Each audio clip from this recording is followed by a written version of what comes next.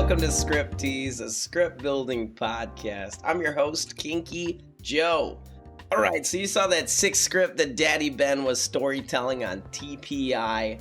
Had a bunch of really cool characters that you love. Everybody seemed to have a good time.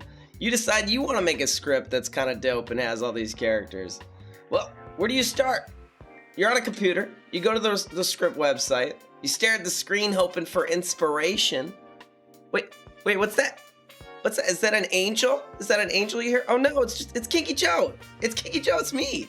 I'm here. I'm gonna help you. We're gonna get through this.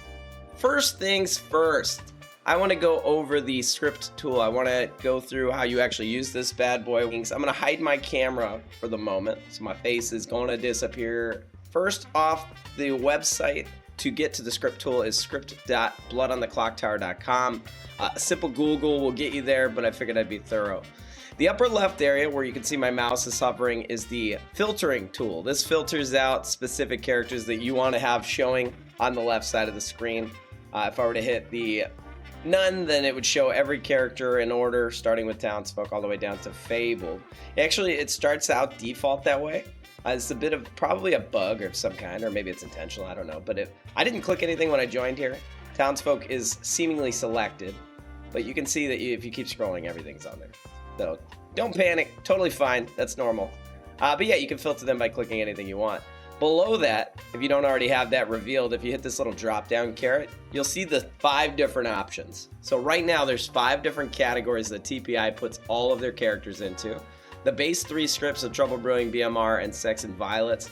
Then they also have the Kickstarter experimentals. And the main reason this is segmented or segregated out this way is because the Kickstarter experimental characters are physical characters that people who back the Kickstarter have.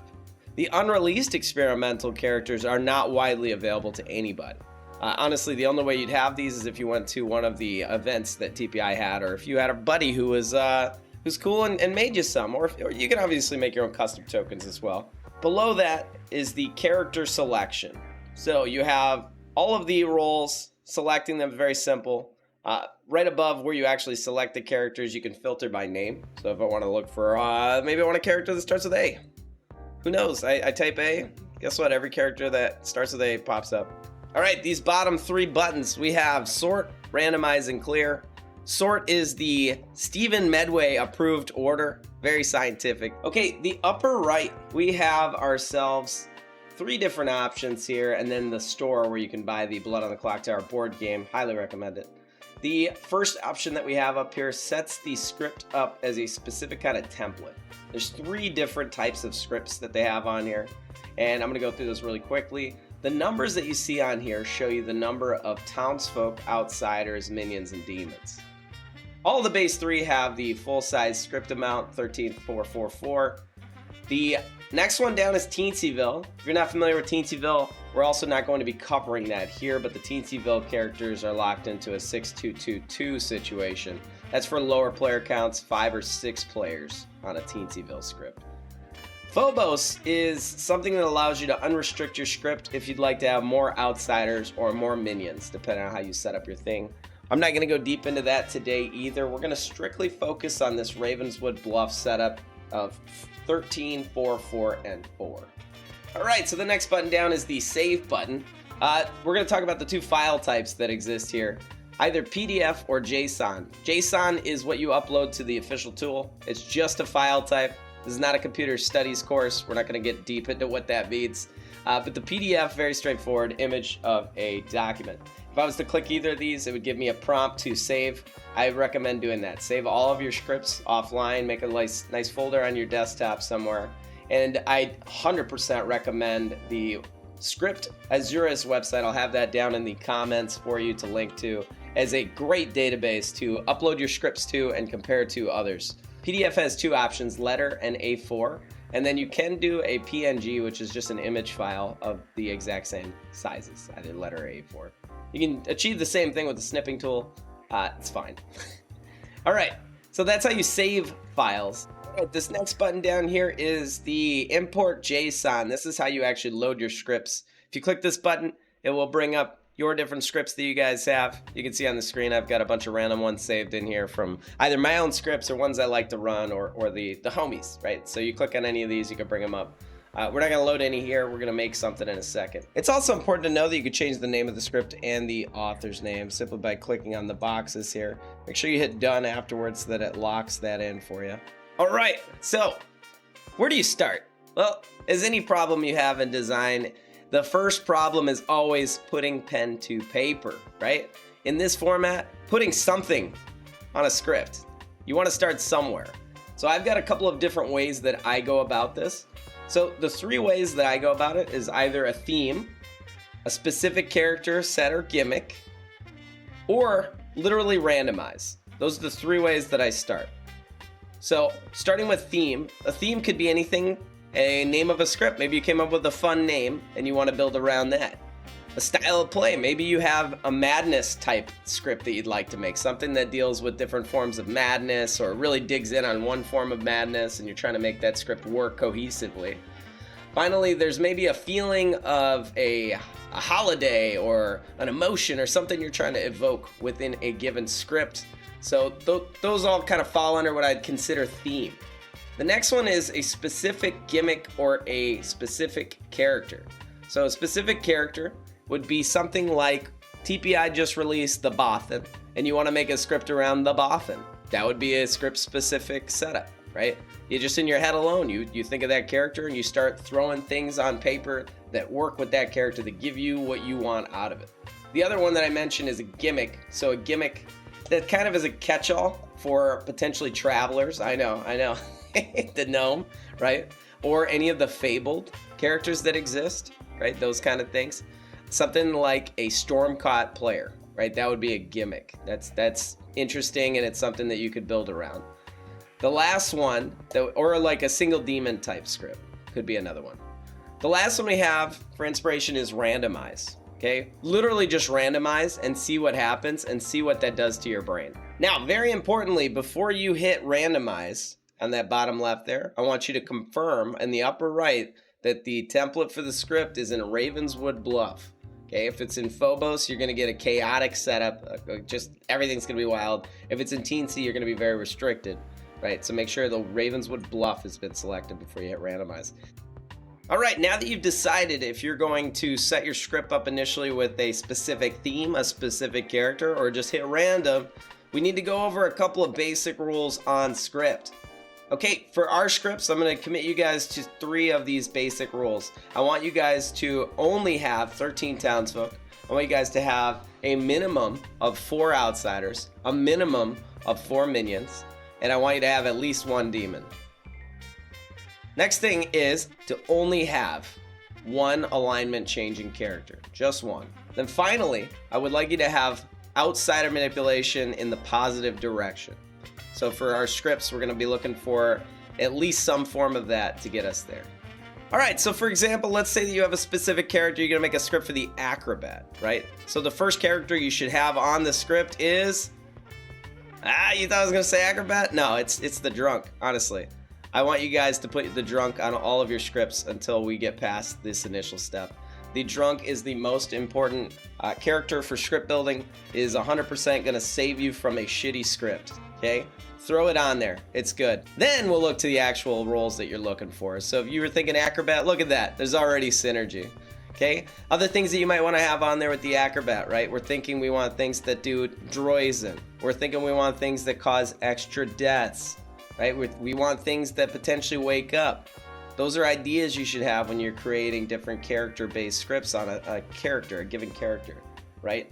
Why they would die. Who would bluff this, right? Things like that. Those need to go into your head. Or you just hit random and fill up the rest. This part's easy. Look at that. We're done. So now that we've hit random and added the rest of our script out, there's a few other things that we want to look for. Okay? One of the main things that I want to make sure that we're not doing on these initial scripts is adding in any polarizing script defining characters. We'll call those kinky no's. Okay, don't put these on your scripts. We're not ready for them. Okay, we're little babies here. We ain't got time for this. Those specifically are atheist and heretic. Okay, boom, you gots to go. Right? We can't have you on here. You're bad for business. Okay, you're just gonna make people upset, and we don't want that. All right, so no atheist, no heretic. Damsel, I would also encourage you not to put on. Okay, I would like you to not to do it. It's a little bit more of an advanced character for players, but from a script building sense, it's not the worst thing in the world. I think for our purposes though, let's kick that out of there. Okay, so those ones you do not want on there. The other thing that you want to look for is alignment changing, right? We want to make sure that alignment changing on the script has a very minimal effect. We don't want 3-4 characters that change alignment. 1, I want to restrict you guys to 1. All right, so now that we've limited, or I should say cropped out some of the things that are not great for us, I'm not expecting this to be the best script in the world by the end of this video. What I'd like to do is look at it and make the script work competently. We have to identify what our basis here was. We did say it was the Acrobat, so let's stick with that. Let's stay with our Acrobat. We're gonna make an Acrobat focused script. So with that, we have some roles on here that can also be very rough together. I always like to look at my minions and my outsiders and build from there. When you have a script specific character, it's also important to include them in your thoughts as well. So we have the drunk, we've got the zealot, we've got the tinker, right? So we've got an extra death outsider, we've got an outsider that likes to vote a lot. We'll see if there's synergy in that for anything. We have in the minion category, we have 2 loud minions with the psychopath and the organ grinder, the option for them to be quiet, right? So that's probably okay with the setup we have here. We have a Baron. Baron's gonna be a weird one. We'll give that a second thought when we get to our demon situation. And then we have ourselves the Godfather, right? So we have maybe too much outsider manipulation here because we also have ourselves a Khazali. Very weird. This is a lot of outsider stuff, and the outsiders that are on the script currently would not be able to support the amount of outsider manipulation that we could have. That's usually something else you want to avoid. So for our purposes, since we have an Acrobat, we're looking at extra deaths. I think it'd be helpful for us to kick the Baron off, right? That gives us the ability to keep the Godfather on, which does night deaths. Allows us to fake that. Now, is the Tinker helping us at all with the Acrobat situation? That's something else to consider. We'll come back to it. So for our demons, since we want to make all of the roles that we currently have on here work, we also need to look to note that we have ourselves a Khazali with the Godfather. And we had a Khazali previously with the Baron. Those don't really do much. A Khazali's not picking a Baron, and a Khazali's probably not picking a Godfather, but they could. So let's just solve our own problem here and kick the Khazali off the script. You also want to note immediately that we have an Alhadikia. The Alhadikia is not friendly with other demons, okay? There's ways to make it work. We're going to keep it simple for ourselves. This is what you would call a solo demon. So let's kick it off. So we left ourselves with a Vigor Mortis and a Leech. Does that work for this script? We'll come back to it. Let's go back to our outsiders and our minions. All right, so for filling out, once you get the basis of a script down, this next step is very iterative, okay?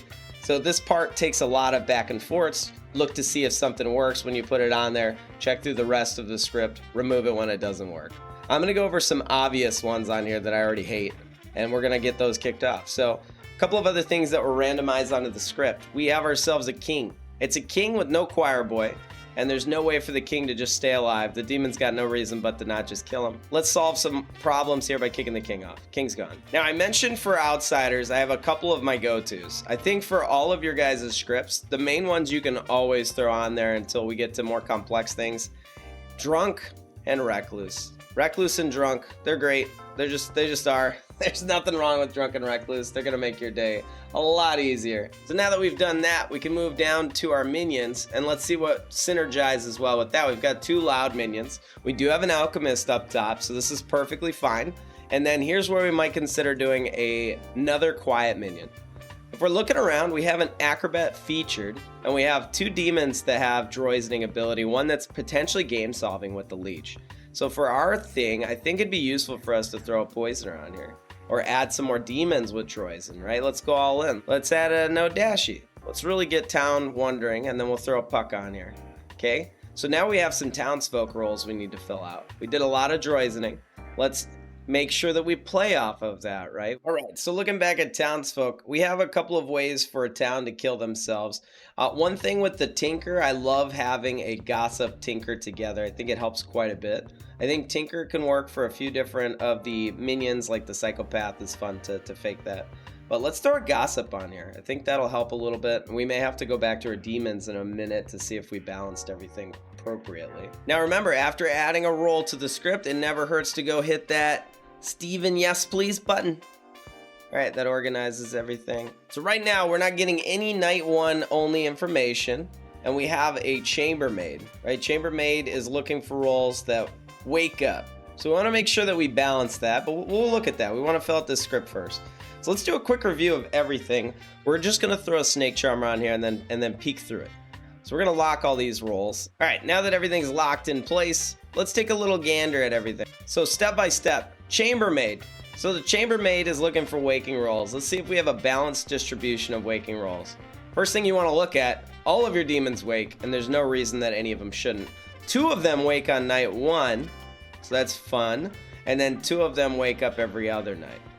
Your minions are the next ones. So 1 minion, actually 2 of the minions, the organ grinder's been updated, don't forget, wake up every single night. Godfather wakes up night 1 and then sporadically throughout the game. Psychopath never wakes up at night for their own ability. I think this is a good distribution when it comes to the chambermaid. When you do have a chambermaid, a couple of the demons that really work synergistically as extra demons when you're looking to fill out your script. Vortox, because they proc the chambermaid as a no, right? As in not waking up. Legion, because Legion doesn't wake up due to their own ability. The Yaga Babble is a newer one that's really interesting that does not proc to it. So if you're looking at a good plethora of demons and you don't just want anybody who wakes to be a demon candidate, that's one way to do it. A second way to work within the chambermaid is to have a Scarlet Woman so that you're always looking back at it. On our script here, we've got no way for the demon to move. So that might be a little too strong, but we're going to leave it how it is for now because the chambermaid has good distribution with the evil team. Now we need to compare that to the good team, right? So none of the outsiders, except for the drunk, right? They wouldn't know, wake up to use their ability at night. The good team has, count through them, never count the chambermaid. 1, we'll say, I like to say 0.5 when it's not a guaranteed wake up. 1.5, 2, I count each night as just a full on one, so 2.5, 3.5. 4.5, 5.5. Now the jugglers be a 5, right, if we're doing the half system. And then the alchemist depends what they are. So this is a terrible script for the chambermaid, right? So we could rematch all of our evil team to make it work a little bit better or fix a lot of our good team. Or, hear me out, we could just kick off the chambermaid.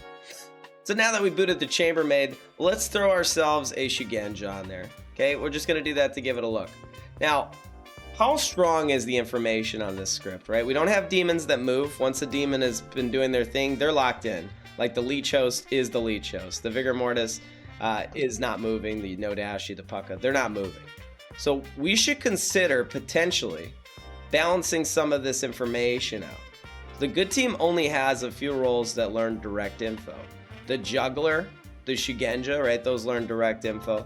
The gossip's close. There's a couple of ways for deaths to happen, but it's not as varied as BMR, which does make the gossip quite a strong character on this script. So we'll have to consider swapping something, which I'm gonna go back to in a second. Then we have ourselves a gambler, which is close as well. We do have the innkeeper to balance that. So we're gonna go all the way back down to our demons, and I think what we're gonna do, there's a couple of roles on script that can kill themselves. The acrobat, the gambler, the gossip, they can all kind of test themselves pretty easily. I think it's best for us to boot the leech. I'm not so worried about the leech and surviving execution. I actually think that's totally fine to have it on a script without that. I can get into my reasons later. But I think we swap that for either a Yaga Babble or an Oho, and because we kicked off the chambermaid earlier, let's do an Oho. Let's throw an Oho on here. So the Oho allows us to do a few things. Now we can fake gossip. We could fake Godfather kills, right? We could pretend that we're the acrobat. So let's go back to our townsfolk and go to the next one. So we added a Shugenja on here. That's fine because the evil team does not move on this script. The Snake Charmer is a demon selecting character. It's the only one that we have on here. Is that okay? I think it's fine. It's fine. There's a lot of droisening on this script. There's reasons for the Snake Charmer not to have procced. The Cult Leader is our alignment shifting role. So the Cult Leader may get trapped as an evil player, gives incentives for the psychopath to kill and other things. I think this is a good one to leave on here. The Innkeeper. The Innkeeper has some synergies with these roles that want to die at night, right? Namely the Acrobat, namely the Gambler. right? It keeps those alive. It can also screw with the Raven Keeper. Now, I don't like throwing innkeepers on a script just as a form of misinformation. That's not useful. So I also want to make sure that it's doing something good for town, and protection is strong, right? There's only a couple ways to get multi-kills on this script from a demon, mainly the Oho. Also, potentially this, if you want to include the Acrobat triggering off of one of the poisons on the demon, sure, fine, we can pretend. The Godfather's the other way, and potentially the Tinker. So, noting all of that, the Innkeeper's going to have themselves a pretty strong time. All right, moving down, we have ourselves the Gambler. So the Gambler can get some pretty good information, and they can also try to yeet themselves into the ether after a while by gambling themselves as something they're not. So there are reasons for this to fail. But you'll notice that a lot of the selecting roles on BMR always have the goon to play off of. The script did not get that luxury, right? We're using a cult leader as our alignment changing character. It has a bunch of evil poisoning, though, that can help confuse that. And an Oho that can fix it if they're sitting on there and they want to get rid of them. So the next one down has a similar issue, the Acrobat. So the Acrobat has a lot of ways for it to die. It's very much in theme with what it was going for on this script. Now, because this script is based around the Acrobat, I think it's important that we know how many sources of Droizen could potentially proc this thing. And it's looking like quite a bit. So just going through them from top to bottom, we have a Snake Charmer. Snake Charmer would proc. It's actually a fun way for the Acrobat to confirm that the Snake Charmer didn't lie if they've ever Snake Charmed the demon, right? So this is a swapped demon. It's actually super bluffable too. If a poisoner wants to target themselves and say they were snake charmed, hilarious. Like, that's fun combo. That's what you want to see on a script. An Innkeeper, that'll proc the Acrobat. Alchemist, potentially the Alchemist, both the Organ Grinder and the Poisoner. Then we have the Cannibal. If the Cannibal eats an evil player, they will proc the Acrobat.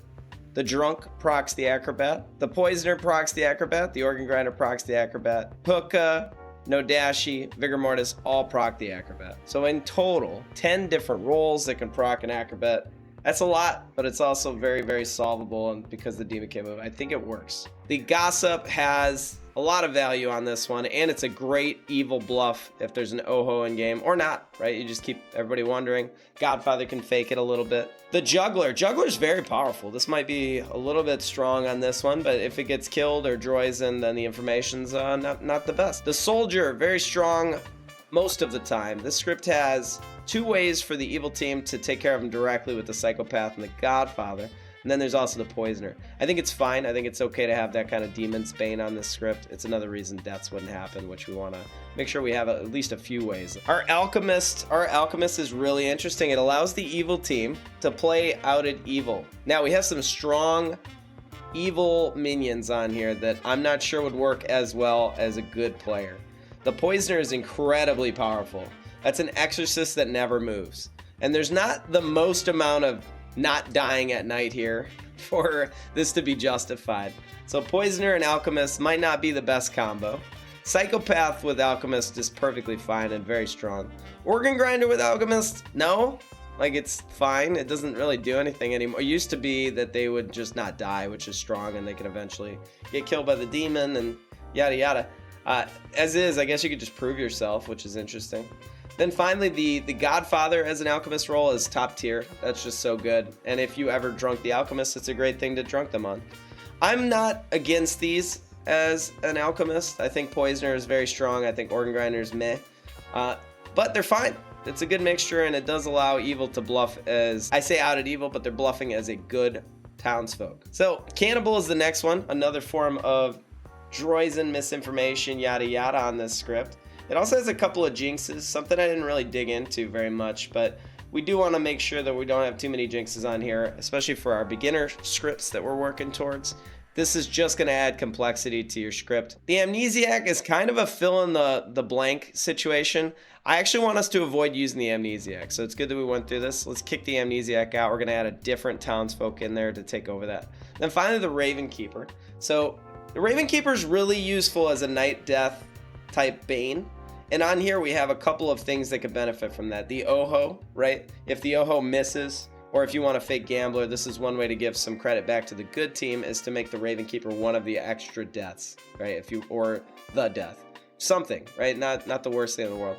And I think it really, really benefits both teams to allow that kind of play. All right, let's add another townsfolk on here. So we need to look at the script and see what we're lacking. We already mentioned we have an alchemist that could be a potential alchemist poisoner.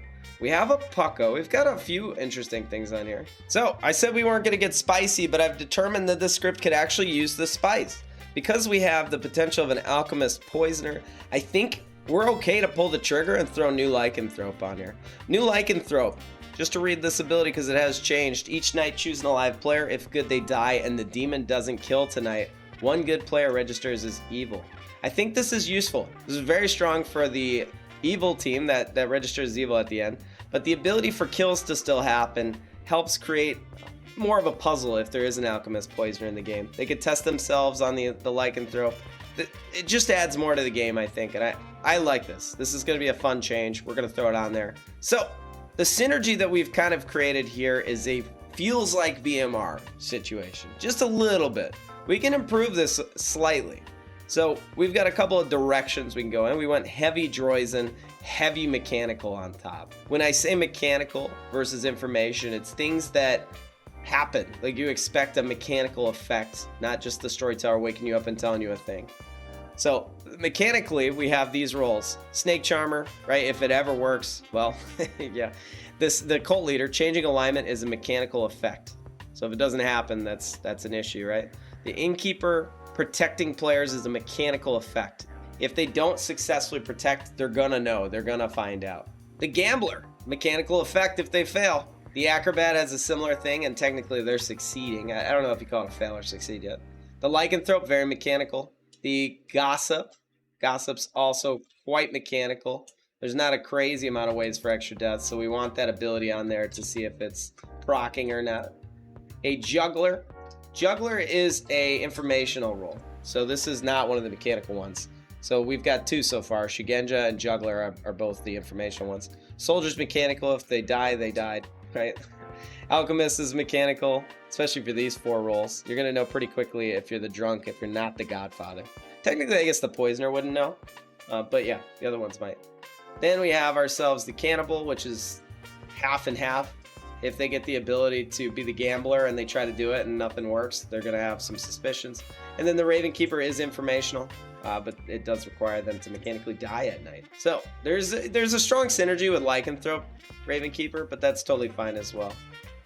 Something that you can bluff. All right, so we put a script together, and you know that we've already made a script tease video about the base 3, so let's see how this matches up.